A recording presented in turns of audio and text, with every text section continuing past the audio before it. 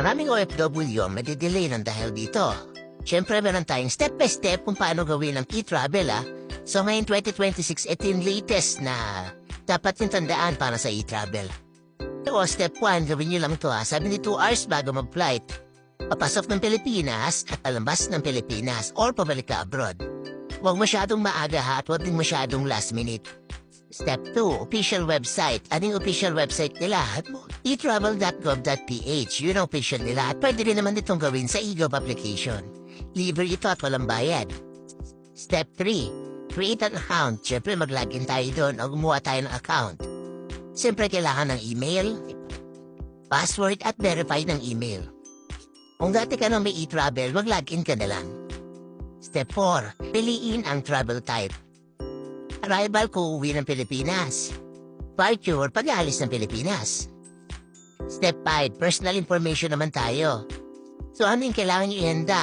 Kailangan natin ng passport number, expiry date, birthday, at yung nationality.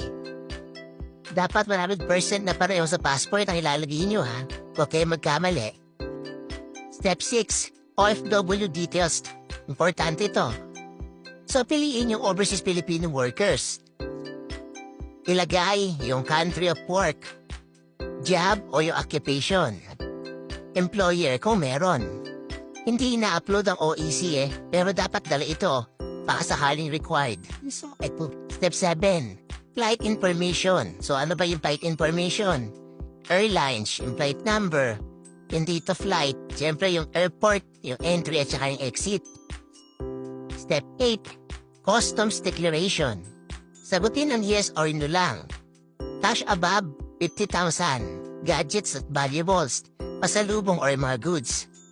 Laging honest para iwas sa delay. Step 9, review and submit. I-check lahat ng mga details bago i-submit. Importante to.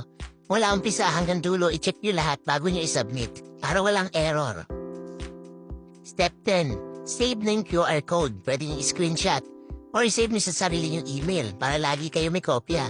Or i-print nyo, optional. Ipakita sa airline check-in or sa immigration or sa arrival area. Siyempre, ito yung mga importante paalaala natin mga tips ni Kabusog. Ang e-travel ay mandatory. Wala itong bayad, isang QR code lang kada biyahe. At ngayon, pwede lang i-edit kung mayroong mali. Kung wala kang QR code, possible na magkaroon ka ng delayed. So kung gusto niyo ng ganito mga tips at updates, ito lamang po si Kabusog, ang inyong lingkod, update para sa OFW.